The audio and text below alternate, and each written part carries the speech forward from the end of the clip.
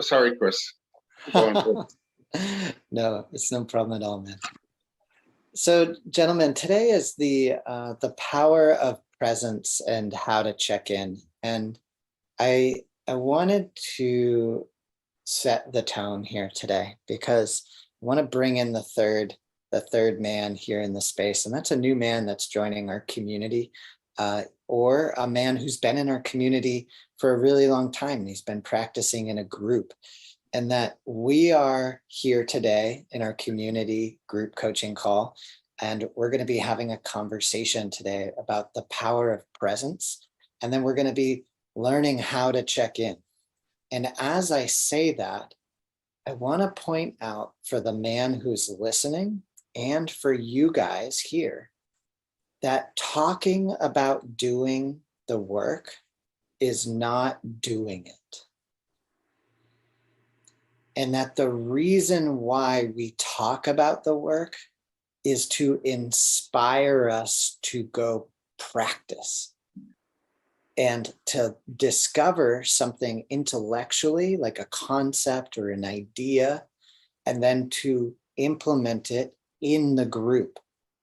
And so if you're listening to this later, and we're going to connect this actual concept, to an embodied practice today by learning how to check in. Okay. And so the power of presence, and I want to invite you, Brian, I want to invite you, Mike, to engage in here, because this is a conversation and we're going to do this together. All right.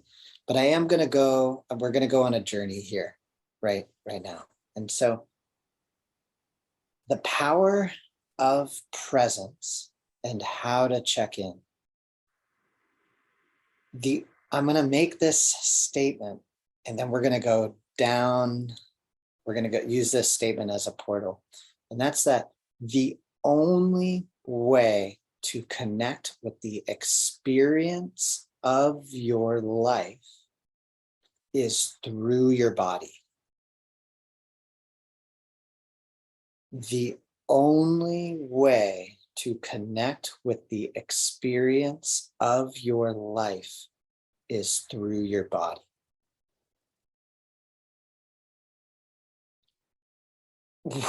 What a wild statement to make, right? Now let's track what that actually means. The only way, and that we're connecting this to the power of presence, like being present with a group of other human beings, with a group of other men. Why is this so incredibly powerful for our own awakening to who we really are, to developing, to becoming whole, to making strides in our life, to connecting with something greater than ourselves, to connecting with our life's work, our important relationships? The power of presence and how to check in. So the only way we can connect with the experience of our life is through our body. And so what we're going to bring in here is the nervous system. Okay? This body, this thing that we're in, is not us. We experience our life through it. Ideas, thoughts, beliefs, concepts, eyesight, smells, sound, sensation on the outside, which is called exteroception, sensations on the inside, which is called interoception. All of those sensations, all of that data, everything is coming into our brain through the body, through the nervous system. And we're not going to go down into the polyvagal theory, and we're not going to go deep into what the nervous system is, but the nervous system has three branches, that are broken into two parts, the parasympathetic and the sympathetic nervous system. Underneath the nervous system, the autonomic nervous system, the nervous system is constantly scanning our environment. And that is non-conscious. We are not aware of it. It was scanning the environment before we left the womb, through our mother's nervous system. Along the way, okay, now the nervous system engages with the environment through the parasympathetic nervous system. And then there's the sympathetic. The parasympathetic fights our environment or flights from our environment. This is what helps us engage and tap in and focus, but it also helps us push back, right? Fight. And then there's flight, where we move away or we freeze or we fawn. And fawning is a protective response to our environment. If I couldn't get away and I couldn't fight, I can fawn. I can make you think make you like me so that you don't hurt me. This is all non-conscious. We are becoming aware of it as we become mature adult men who can take responsibility for the way that we show up, for the way that we respond to the sensations that are happening on or in our body. So right there, we're just making one huge, I mean, we can go deeper and deeper into this, right? And we can learn more and more cool and interesting things about this, right? And we will. But the most for the fundamentals of our work, the power of being present, right? The first connection that we need to make as men in this community is that we experience our life through our bodies. Okay. And now I love bringing wisdom practices into this, because we are merging modern nervous system science research and biology with and science with wisdom practices, right? And so this is where the great wisdom dwells, in the body. This is where Viktor Frankl's quote, "The gap between stimulus and response is your freedom to make a choice, ultimate creativity." There's a multitude of ways to respond to the stimulus, and you can respond or you can react unconsciously based on a script. Okay, this is where trauma is found in the body, is stored in the body. If we don't learn to work with that trauma, it will cause changes. It'll come out on its own through our behavior. Okay, so the first thing with the power of being present and how to check in is to just make this cognitive connection to this realization that that I can only connect with the experience of my life through my body. And when we check in with a men's group, when we come into the Unshakable Man, when we show up in a container with a group of other men, our nervous systems start to co-regulate. And so my nervous system, so this is the next piece of co-regulation, is that my nervous system is scanning my environment, and it's reading Mike's nervous system and Brian's. And so right now, I just want all of us to take a soup breath, which is a soft breath just in your nose, like you just walked in the house and you notice that somebody's cooking something and it smells just delicious. How do you breathe?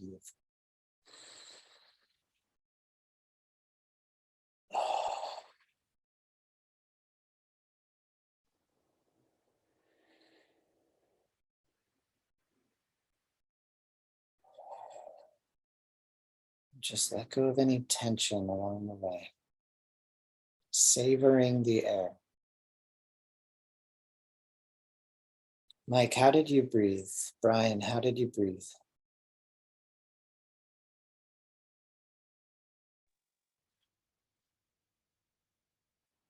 What do you mean? How did we breathe? When you take that soup breath, I'm not telling you how to breathe, but I'm telling you like a soup breath is like you just walk in the house, right? And you notice the air smells wonderful. Yeah, it's an open nostrils Mhm. breath. I mean, it's you know how sometimes you can say your nostrils flare, Mhm. and I Yeah. think for me that's what a soup Opening. breath is. Yeah. Yeah, Yeah. yeah, and it's nice and slow and deep, and Mhm. you know when you say soup breath, I can actually smell soup.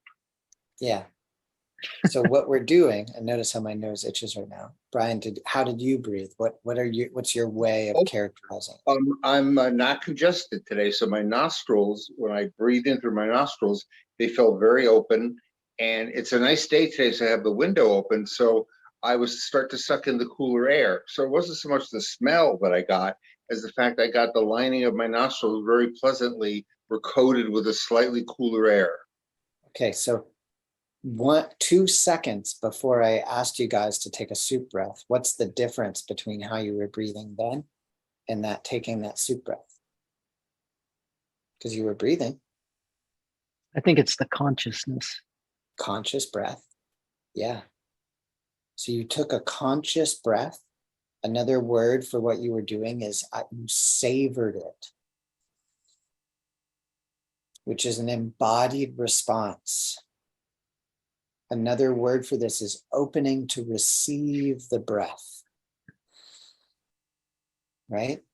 Now, when you walk in the house and you know your body notices automatically that something tasty smells in the air, you don't think about that.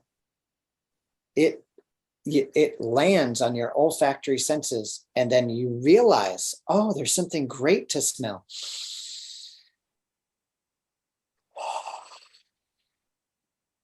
Right? And we release tension. Notice how every time I do it, my chin lifts, my head goes back. I'm opening to receive the breath. Okay.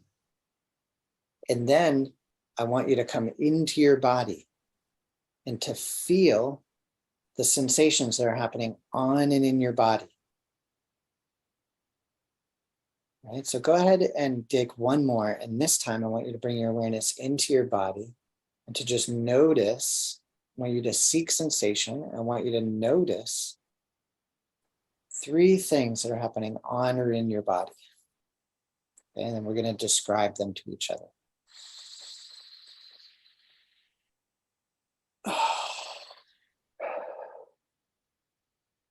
Okay, so I got mine. My right eyelid is twitching. The corner of my lip is wet. And there was a soreness on my right hip, and I noticed I was leaning to the left.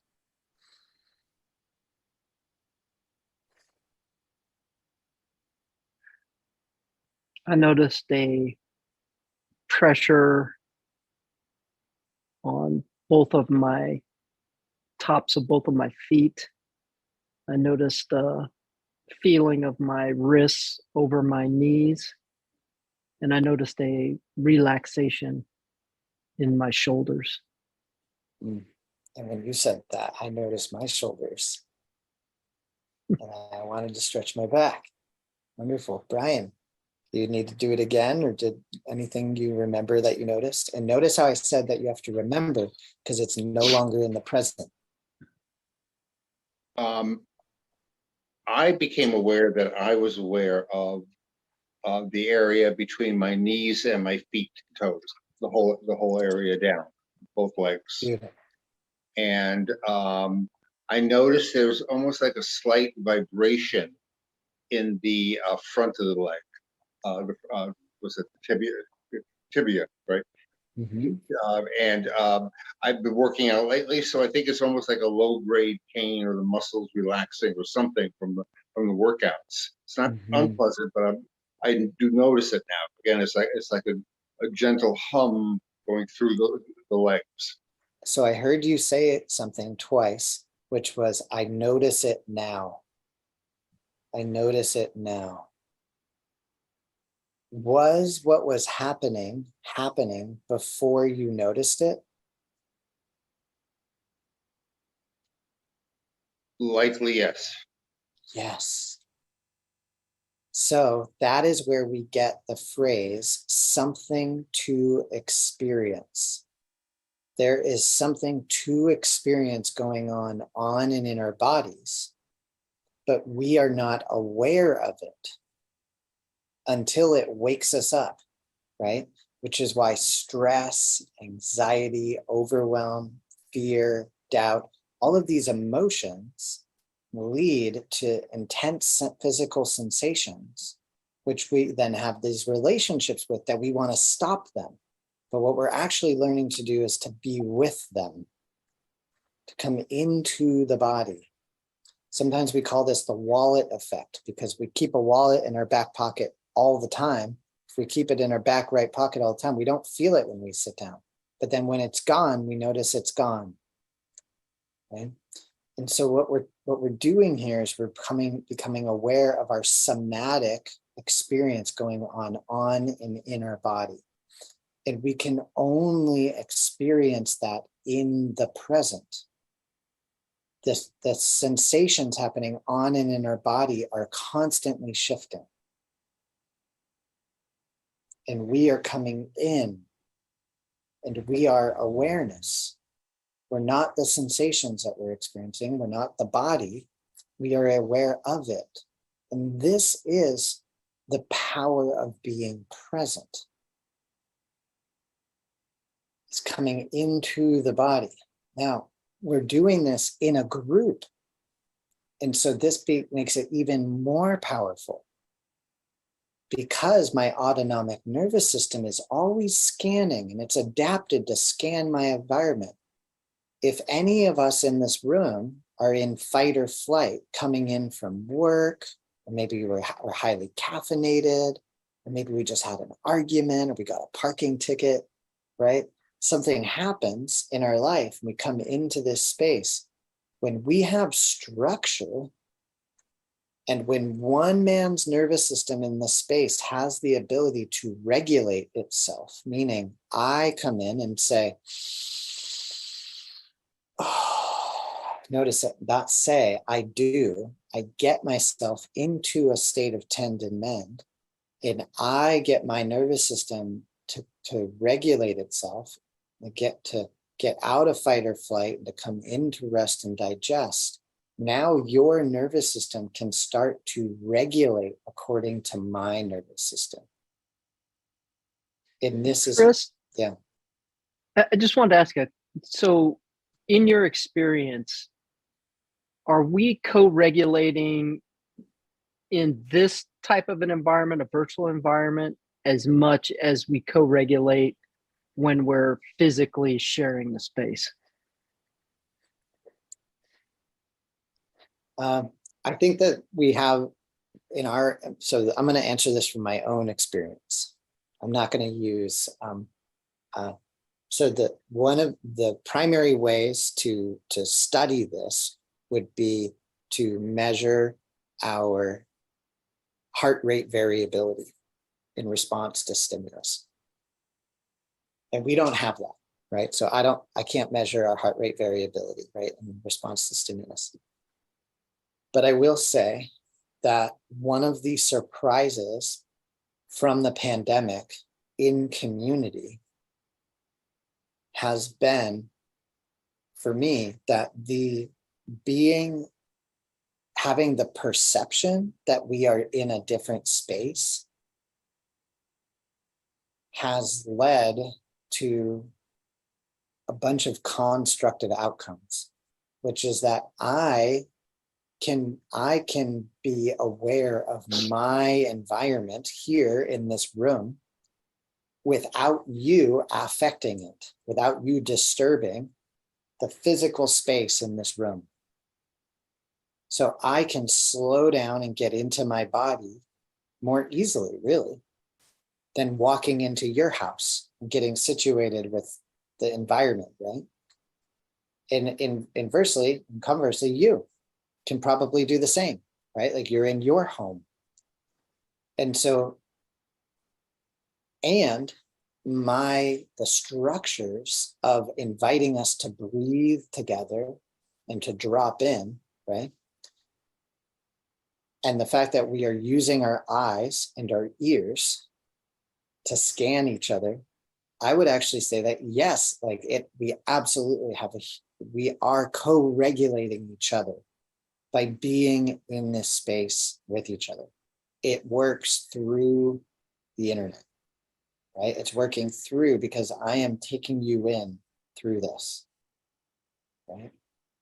Now, let's just set a ground rule, right? Of being grounded in terms of we're not using fantastic thinking or magical thinking or mysticism here, right?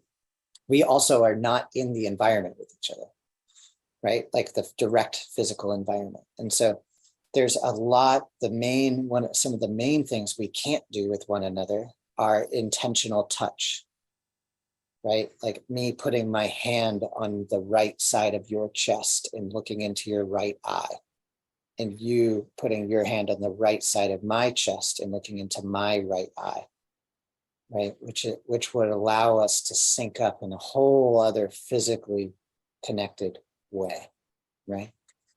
But I think that the beauty of the internet is has really come to light during the past 2 years of the pandemic, right? With access to these groups online.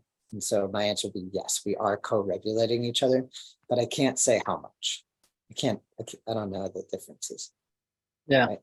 I do want to say though, that it's up to you to have your attention on us, right? Which is one of the reasons why in our agreements, we ask that you not have your phone, right? You not have, you be in a room alone, right? That you not have things happening in your environment that are taking your attention away. Because the second that my eyes go off to watch the TV, you're not engaged. See?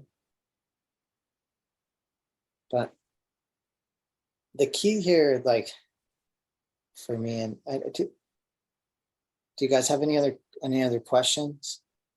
I think it's probably helpful for any of the men who might be watching this as they come into our community. Yeah.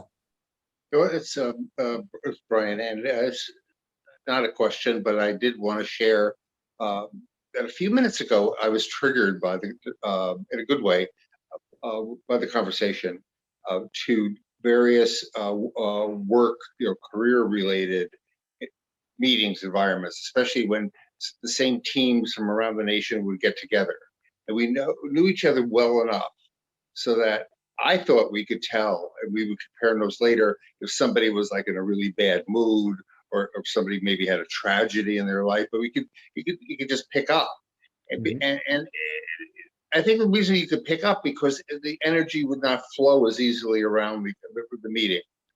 If somebody else was there, you could tell was emotionally distracted and brought that into the meeting, even if they were quiet about it. I think there was sensing of people.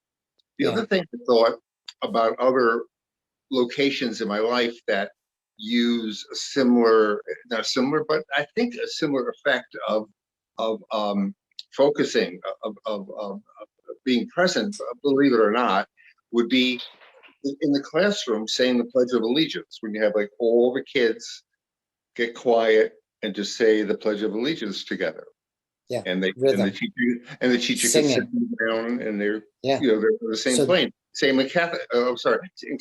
So let's go from there into our next stage. Okay. So rhythm, right? What I'm hearing in there is rhythm and ritual and having a protocol, right? So to get out of our heads and into our bodies we are always coming back into our bodies, because our autonomic nervous system is actually bringing our awareness out into the environment to survive. Okay.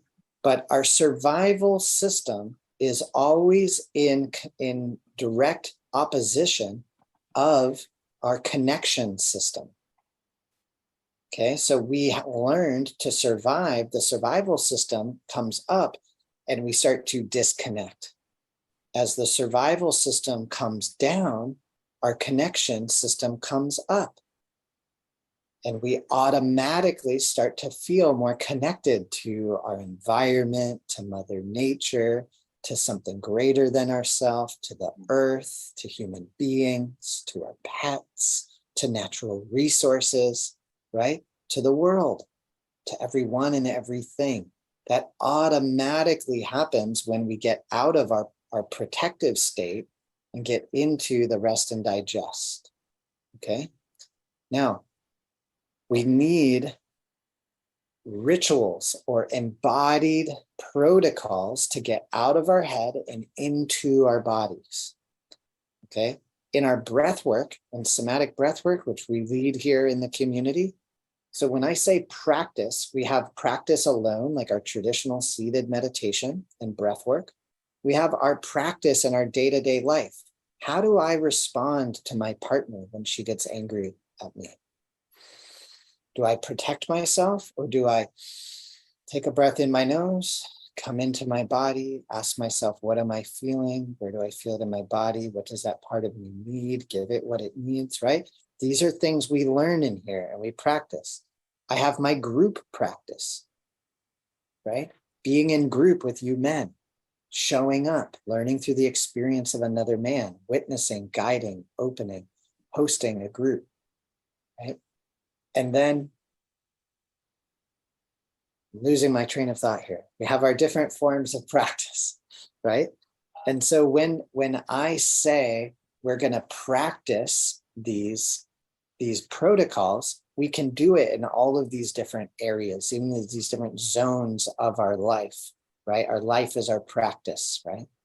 So when you said the students, Brian, right? When they all start singing, doing the Pledge of Allegiance together, we know the words, we can get into a rhythm, we can start to sync up together, right? So for us here in the Unshakable Man community, we have the 3x3 Unshakable Man check-in, right? And we have the 7 stages of our groups. Those are our 2 primary structures, right? In the 7 stages of our groups, we have the arriving practice, where we simply arrive in the space, give ourselves an opportunity to arrive there fully, and we recognize that we could be somewhere else. So we arrive, we set agreements, right? And we're going to go over what those 3 agreements are, the 3 primary agreements. We ground, we do a grounding session, 5 to 10 minutes of conscious breathing, moving through a somatic process, get out of our head and into our bodies. These 3 steps are like stepping stones deeper to down regulate together. And then we check in, which is a more formal individual practice in relationship with the other men in the space.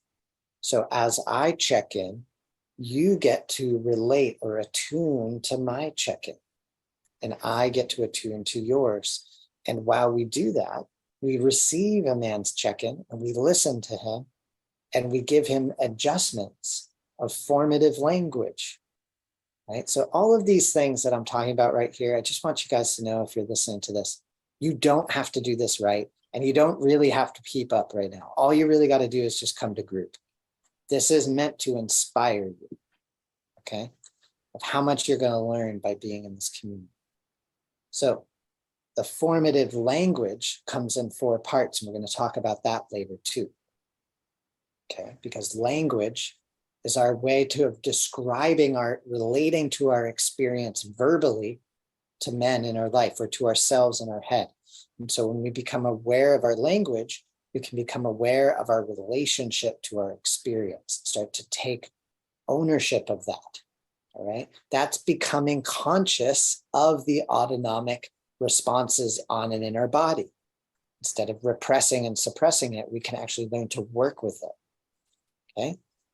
Then we have check-in round 2, check-out round 3, and inspired integration. So we're not going to talk about all those steps, but the main thing to recognize is we arrive, we set agreements, we ground, and then we check in. And this is the power of being present, how to check in.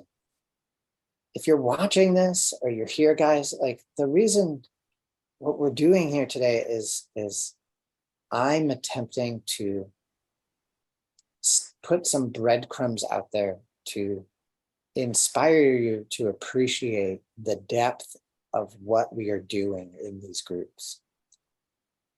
Right? I do not expect you to intellectually be able to understand what we're doing in the group. Yeah. That takes repetition and engagement and study. And that's what we do here too, right? But that's more for advanced. This is our fundamentals, okay? So we're just coming on board, right? And I too am learning how to bring this out in at a fundamental level, at a basic level, because we've been practicing together in group and we've all become more advanced in our skill set as we've done it. So the power of being present and how to check in. We've got the body. We experience our life through the body, right? We connect to our experience of our life through the body, not through our head, not through thoughts, images, ideas, or belief systems. Even those go down into the body, and then our physical experience of it is from the bottom, from top down, and then there's bottom up. 20% of this information goes top down, efferent fibers, and afferent fibers, 80% goes bottom up through the vagus nerve in the nervous system. So as we consciously breathe and as we start to slow down and come into the body, we start to be able to co-regulate with one another and get out of being in a state of fight or flight and getting into a state of rest and digest and tend and mend. A man who has trained himself to get out of his head and into his body is a resource to the other men in the space. My nervous system, me being regulated, helps your nervous system regulate, and that is co-regulation. Then coming into your body, feeling and being aware of sensations on and in your body is interoception. Okay, and that is a skill that we have turned off as men because it requires training, right? We actually have to practice this to get better at it. But the more practiced you get, the more aware you get, and the more information you have to respond to your life in an open-hearted way as opposed to a reactive way. So how do we check in? Let's transition. You guys ready? We're going to do our check-in. All right, so we're going to do how to check in, and we're going to talk about the 3 agreements that we need to start to create our container. So how to check in. We've got 15 minutes left to be together. When we arrive in a group, that's the very first step of all of our groups, is an arrival practice. We come into this space, but then we need to set some agreements in order to start to create this container and to put our frontal cortex at ease, right? To be able to create this container where we can do deeper work. And we call this crafting the alliance. All right. And so we need 3 primary agreements to be reviewed. And so the 3 agreements are confidentiality versus secrecy, the shared intention of the space, which always comes in 3 parts. And then something that it's got lots of different names, a lot of different practices, but my favorite 2 are cultivating a brave space or the paradox of safe space. Okay. So number 1, confidentiality versus secrecy. You're going to hear us go over this in group, but we're going to do it here again. It's very important to me that you guys know that anything and everything you share with me is confidential. Okay? You guys understand that anything and everything you share with me is confidential. Awesome. Feel what that feels like as you watch this. If you are part of a group, what does it feel like to know that everybody agrees to keep what's in the space confidential? But it's not a secret. And so what that means is that you have permission to take your relationship with what happens here, what your discoveries, out of the space, to talk with your coach, your partner, your kids, your journal, your boss, your creative practice, your podcast, You can bring what happens in here out. It's not a secret, but you don't have permission to share another man's experience. Mike, your cat is amazing. I love it. I love it. He likes to be a part. Yeah. So the second one is the shared intention. Okay. So the shared intention, and I want you to notice that I speak for myself. Okay. I always speak for myself when we do this. My intention is to create a space where I can practice skills to get out of my head and egoic patterns and to get into my body. My intention is to create a space where I can practice tools and skills to get out of my head and egoic patterns and to get into my body. Now, Mike, do you feel aligned with that intention? I do. Brian, do you feel aligned with that intention? Okay. When we gather as a group of human beings, as a group of nervous systems, with that shared intention, we create a very special container, right? Because we're all gathering with this intention to slow down. And that's the power of being present, is when we slow down and we have this intention to get out of our head and go patterns to practice tools and skills to get into our bodies. Now I can start to be aware of the sensations that are happening on and in my body while I'm in relationship with another man and what he's bringing into the space. We cannot do this work if we're not present. That's when we get caught into story, right? Something about the past, something about the future, but not about what's happening in the present. And when we're unaware of this, we're simply unaware. And that's why for a lot of men coming into this work, it's an awakening process. You feel like, men say, feel like the blinders were taken off my eyes, like I'm seeing my life in a whole different way. And it's because we've never had relationships where other human beings were skilled enough or had the intention to do this with us. And that's how we change ourselves, and this work changes the world outside. Okay. So that's the 3-part intention, right? My intention, your intention, and the intention of the group. Right. Now we have other groups with other intentions. Like this group here tonight we don't have that intention. We have the intention to talk about this stuff and notice how different this feels. I keep having to take breaths, like I'm I'm engaged, I'm moving around, right? I'm talking about intellectual things, right? I'm sure, is it harder for you guys to pay attention right now, right, than being in group? Probably. Yeah, I would. Yeah. Because we're not. Yeah, you're right. It's more of a learning experience than it is a dropping in and experience. Exactly. Exactly. Which is why talking about the work is not doing the work.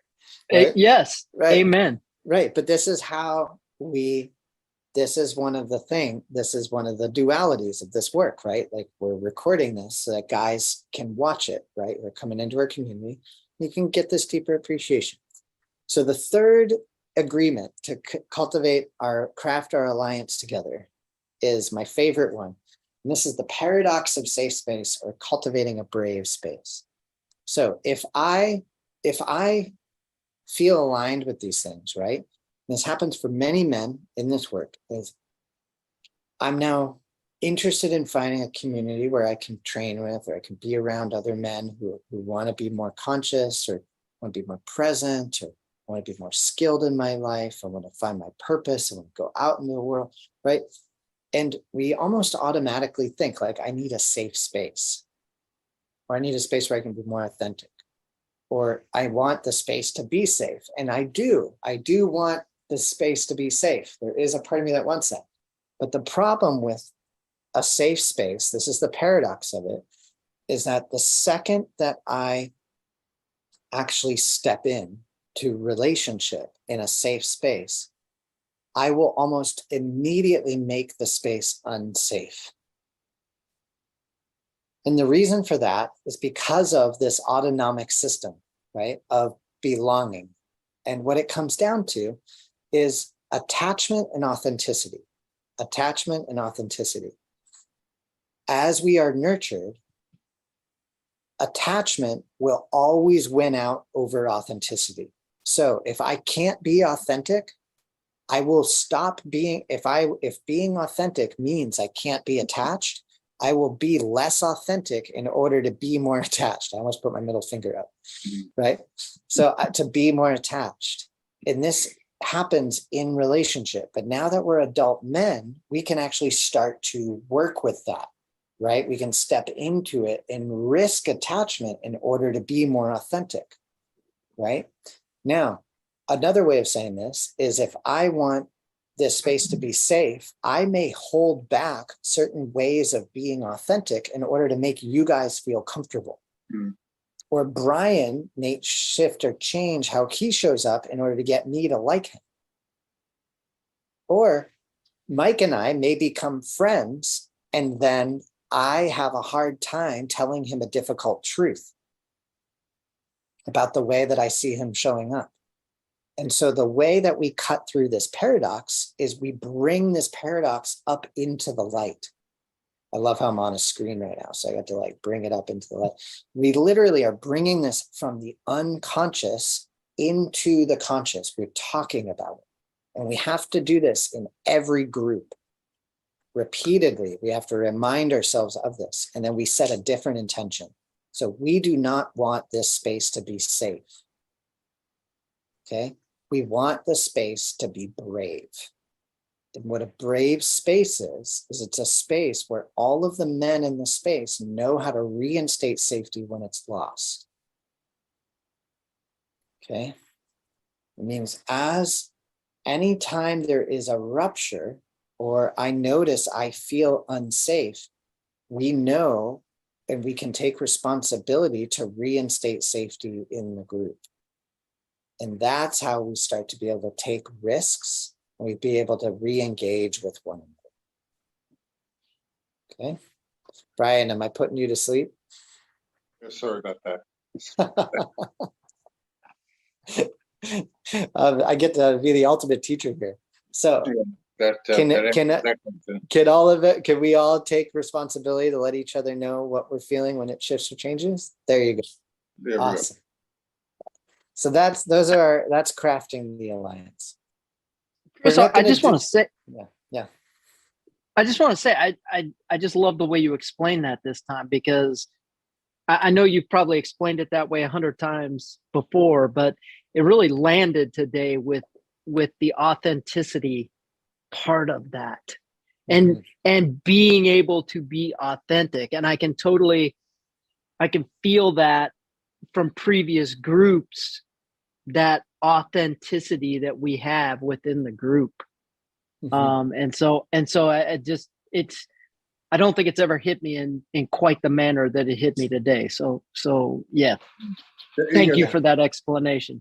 And, and that hit me profoundly last night, the issue of authenticity.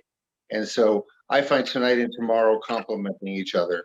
And I had no idea checking in was as thoughtful and thought-provoking as it is between last night and today. Yeah. So Brian, on that note, I think that's wonderful to hear from you, because it's just a sign that you're picking up things we've been doing for 2 years, new ways, which is great to get the fundamentals in there. I'd love to just close out on doing a check-in. Okay. And so what I'm going to do is I do want anyone who's listening to us to know that we also have a recording of 10 of us doing a check-in together that we're going to put down in the bottom, so you can listen to that. You can watch those. But this here, we're gonna do an actual check-in together. Okay. And so all that you need to do right now is listen to me, just take me in. And I invite you to, if you notice me, take a breath in my nose That's an offering for you. Take a breath in your nose. And as we're moving through it, we're going to attune to each other. Okay. So the way the check-in works is first I'm going to tell you what I'm going to do, and then I'm going to do it, and I'm going to give you guys an opportunity to go. And at the end, after the second time that I say, my name is Chris and I'm checking in, and I check in, I just ask that you guys acknowledge that you heard me. And if you're watching this, you can do that too. Okay, you can actually physically practice this. Okay. So the way that it works, I'm going to tell you how to do it, is we take a breath in our nose and out our mouth. And then we say, your name is blank and you're checking in. So my name is Chris and I'm checking in. And I'm going to notice 3 stages of things. And then at the end, I'm going to say, my name is Chris and I'm checking in, and take that deep breath. And then all I ask is you acknowledge that you heard me at the end. Now, at the beginning, I'm going to take my energy awareness out into the space around me. I'm going to notice 3 things on or in the space around me. I'm going to describe them to you in a dry yet descriptive way. Okay. And this type of language is important. Then I'm going to take a deep breath in my nose, out my mouth, and bring my awareness into my body. I'm going to zoom in and label or describe 3 things I notice on or in my body. Okay. Notice I'm touching my body. I'm going to describe that to you with dry yet descriptive language. Again, this type of language is important. I'll take a deep breath in my nose, out my mouth, and I'm bring my awareness into my body again. And I'm scanning my emotional state. I'm just going to give you 3 ways I feel emotionally. And I always like to say, you don't have to be right. Just be creative. Pick 3 different identifiers for the way you feel emotionally. And then you say your name and you're checking in. Now, along the way, I'm using this dry yet descriptive language. And so the reason for this dry yet descriptive language is because the language we use to describe our relationship with our experience has an affect on what our experience becomes. It is called formative language. It's the language we use that forms our relationship with our experience outside of our body and inside of our body. So an example of this, it comes in 4 parts. All right, there's 4 primary types of formative language. There's amplification, suppression, judgment, and story. And it's a lot. We do this all the time, but we're not aware of it. And so the reason why we check in is to start to become conscious of ourselves judging, suppressing, telling stories, amplifying, suppressing, judging, and telling stories about our experience. And the more aware of this that you become, the more capable you are of being with your experience, right? Dropping into your body. So an example of this, Mike, I know you're going to want some examples, is I notice a little headache on my right side of the top right of my ear. A little. So that's a suppressor. I suppressed a little instead of just saying, I notice a headache. Or I notice horrible gray fog outside. Horrible is a judgment of the quality of the fog outside. So the saying beautiful, beautiful is a judgment of the quality of the fog outside. A story is just going off into a story about what I'm noticing. All right. The key here is you're not right or wrong. When you notice it, when a man notices you or gives you an adjustment by saying to you what he's hearing, he's pointing out to you that he's noticing you amplify or suppress or judge or tell a story. And then you have an opportunity to become aware of it and then to check in without that. And this helps you get deeper and deeper into your experience, all right, and become more conscious of your tendency to amplify, suppress, judge, and tell stories. All right. So let's do a check-in and then we got to run. So I'm Chris and I'm checking in.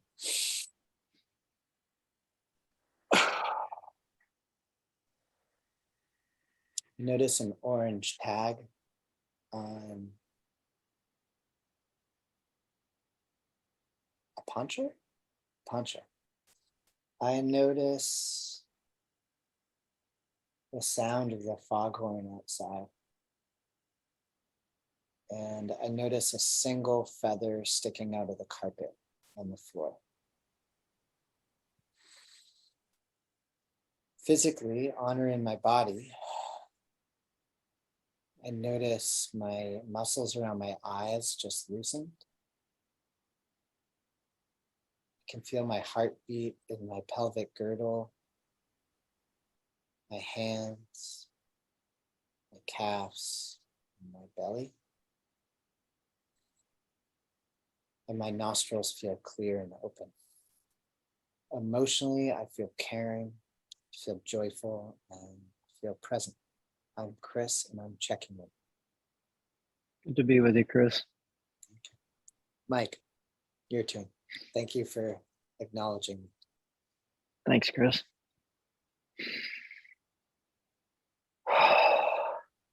I'm Mike, and I'm checking in. I notice my dog sitting by the door. I notice a stack of painting canvases across the room. And I notice a blanket on the dog bed on the floor.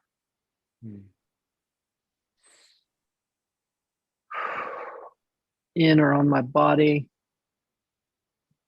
I feel the warmth of Quantum sitting on my lap. I notice a feeling of heartburn. And I notice a burning sensation in my eyelids. Emotionally, I'm feeling open. I'm feeling at ease. And I'm feeling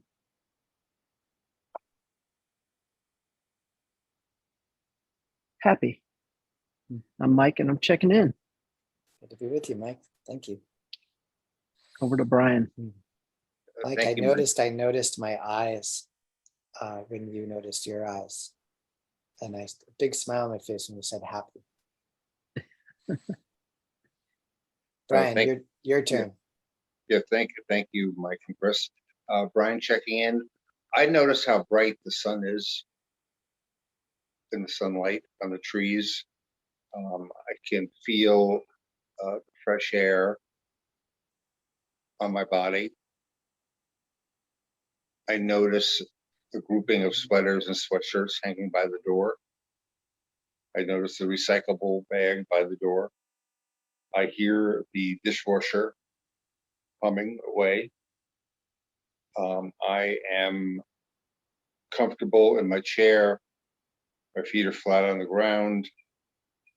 I am out of pain. I am feeling emotionally balanced and good and strong. Brian checking in. Good to be with you, Brian. Thanks, Brian. Thank you, guys. Guys, let's throw in a celebration. Thank you so much for showing up with me today, being part of our community group coaching call. And this was the power of presence and how to check in. Just speaking to any of the men who might be listening to this later, feel free to go down below. You can listen to other recordings, and please ask us questions. We'll be here every Thursday to answer questions. Thank you guys so much. Thank you. Thanks, Brian. Thanks, Chris. Bye, Thank you, guys. I'll see you Have a guys in great group. day. Bye. See you.